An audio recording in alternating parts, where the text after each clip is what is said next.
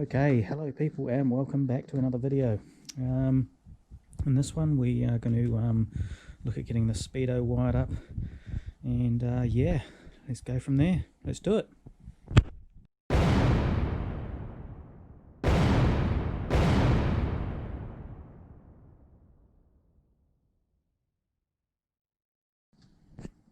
Okay, let's have a look at the wiring and see what we've got. A whole load of multi-cores. We've got one that goes down to the speedo pickup. I believe I've got some paperwork somewhere on what all the cabling is. So yeah, I'll see if I can find that first. Okay, so we have a drawing here. This cable's here. We've got a red, black, brown and a blue. We've got a red, black, brown and blue, so that looks like it's our power. Looks like we've also got a fuel one in there, which I don't think we're using. Then we've got this yellow one. Yellow goes to the tacho, so that'll come off one of the coils. And then this one here, what have we got? Left turn, right turn, oil, neutral, hazards, high beam. So yeah, very cool. Looks pretty straightforward. So let's start sorting this out. Okay, so one thing I forgot to mention in the last video about this starter motor solenoid here was this fuse here. Now you might be asking, what does this fuse do? Is it part of the starter motor? No, it's not. What this fuse does, as you can see, I've got 4 spade terminals here. The 2 bottom ones are for the coil, which pulls the contactor in, which comes from our M unit. These 2 top ones, which aren't connected to anything at the moment, basically the positive here joins onto this terminal, and then it comes up internally through the plastic here, through this fuse, and then feeds those 2 terminals with 12 volt battery. Now that's quite common on Japanese bikes. That's the way they used to do it.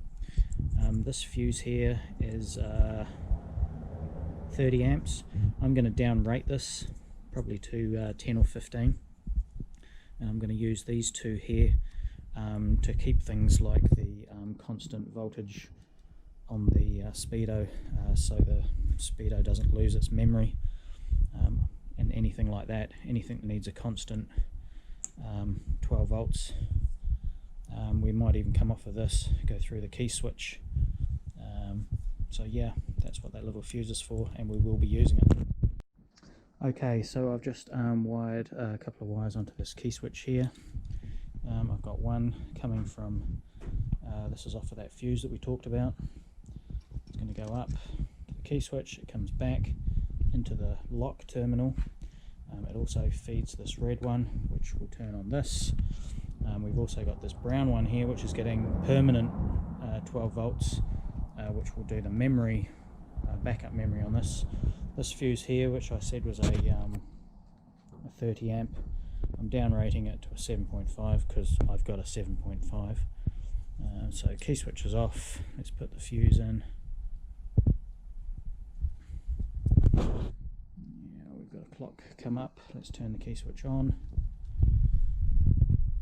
And yeah, it's looking good so far. And off again. So yeah, so far so good. Now we should look at terminating these ones. We'll start with the indicators and the high beam, because they're just going to go into the same outputs on the M unit as your normal indicators would. So I'll whack those in now, and I'll get back to you once I've done it. Okay, so I've got all the cables connected for the ace well, so we'll turn it on. Let's give us some left indicator. Yep. Give us some right indicator. Yep. Let's give us some full beam. Yep. And low beam. So okay, now we've got the neutral and the oil, which are these 2 wires here. These are switched to negative, so if I touch these to the ground, bringing up the oil light there,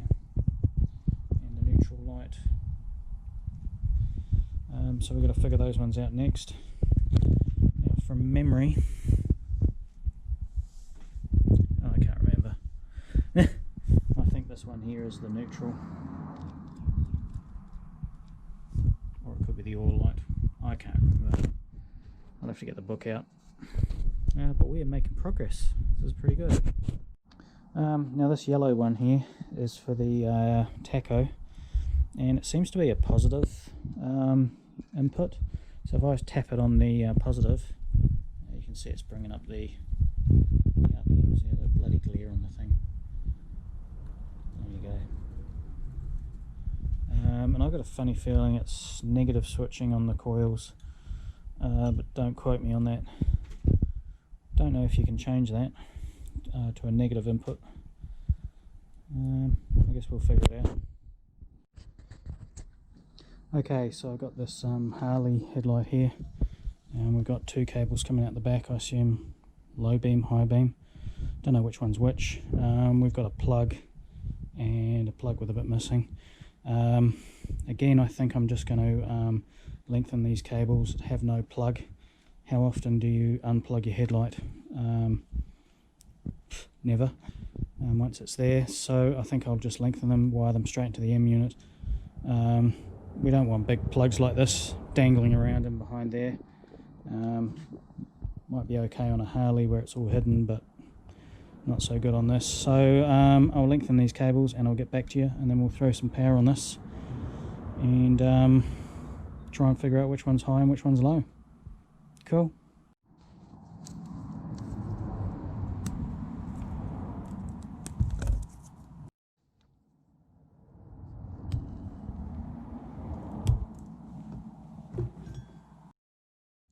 Don't forget to slide your heat shrink on first.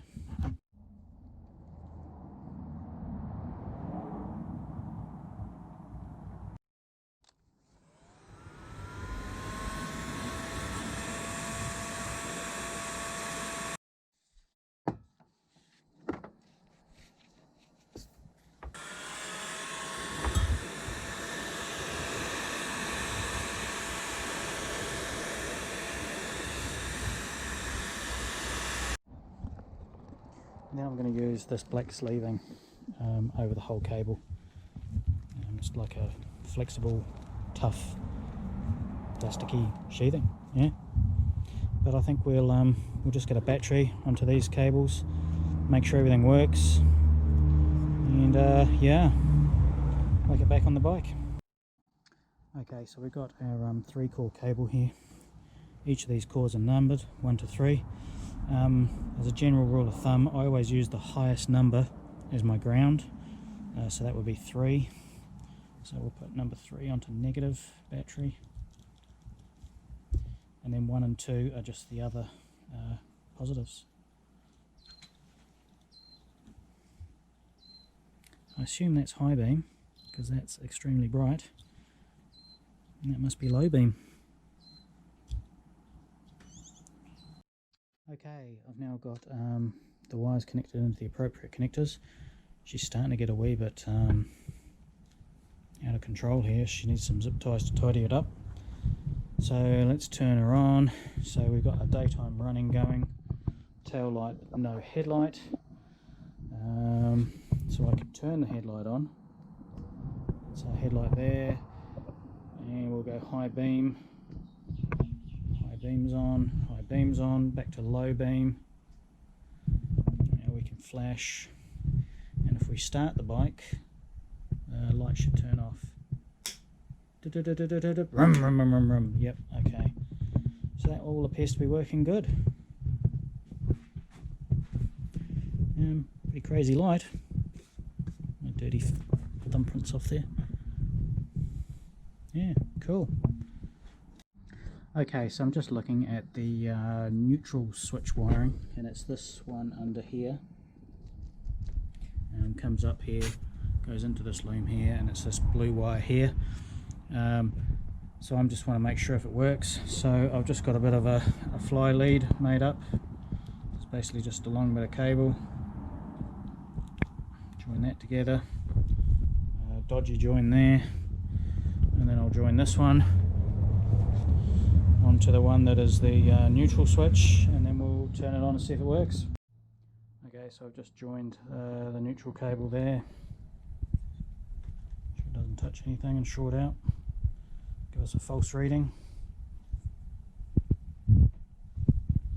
Turn the ignition on. We have neutral. We'll shift it into gear. Back into neutral. Cool, so she works. So once I've figured out what's going on here, I'll be able to connect that one in, but our neutral switch is working. Okay, so we have these two cables here. This one's a 4-pin, this one's a 3 with our neutral. This 3, I think, from memory, they're all white. This is the 3-phase coming off the charging alternator. Pretty sure that one plugs straight into the regulator rectifier, so that's pretty straightforward. This one here, however, the 4 cables, I'm pretty sure this one is going to be no longer used. This is where the 2 pickups were for the old Yamaha ignition, but of course we're not using it, we're using the one in here. We're not going to chop these wires off though, we're just going to sneak them around there somewhere and leave them zip tied just in case, but I'm pretty sure these 2, or these 4 I should say, aren't being used. That's just to tell when each cylinder went to fire. So yeah, we'll look at getting these ones sorted next. Cool. Okay, so here's our regulator rectifier. Here's our plugs. We've got our 3 white, so that's just going to plug onto this one here. But this getting awfully close to this exhaust here.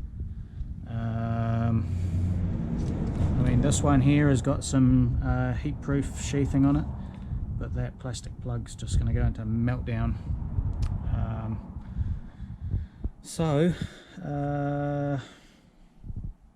I mean, I have heat-proof sheathing.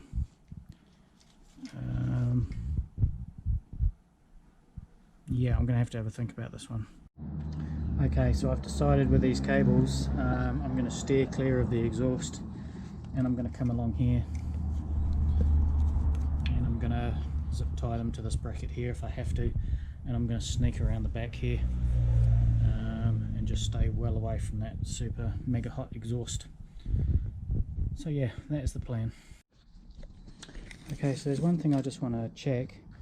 That's how much width I've actually got from the tank. So how bunched my wires have to be, or like 120 millimeters is plenty of room. I know it sits on these 2 brackets. I've just got to make sure I've got enough room, so I'll just go in and have a look at the tank and yeah, do a measurement. Okay, so here's our tank. Let's just flip that over. Okay, so it definitely gets skinnier at the top, but we've got a good sort of 140 mil there, coming down to 125, 120 there, and obviously it's going to get skinnier at the top, so I think we've got plenty of room. I think we've got more than enough room, we should be okay.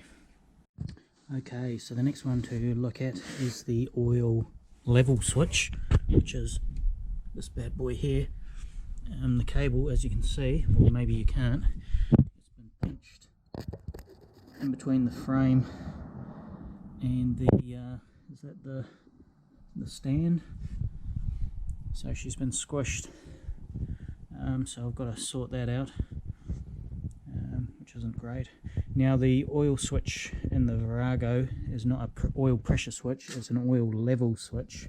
So all it's telling you is whether you've got oil in the sump there. It doesn't tell you whether you've got actual oil pressure running through the engine. That's just how they did it. Cool. Okay, so I've just been reading up on this ignition system here, and yeah, it's quite good actually. We've got a positive supply.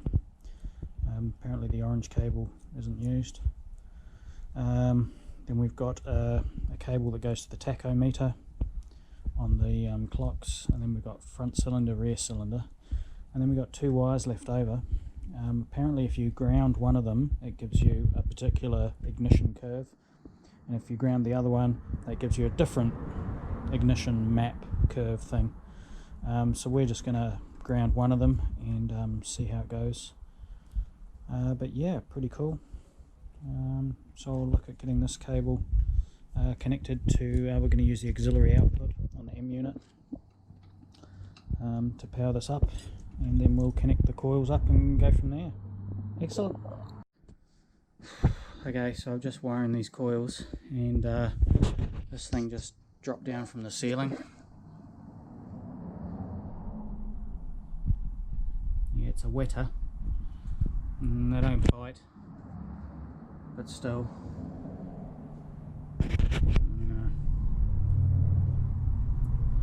They get a lot bigger than that.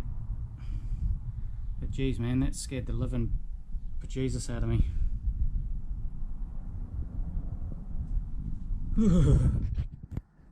If that had fallen down the back, of my shirt, I would have shit my pants. I would have.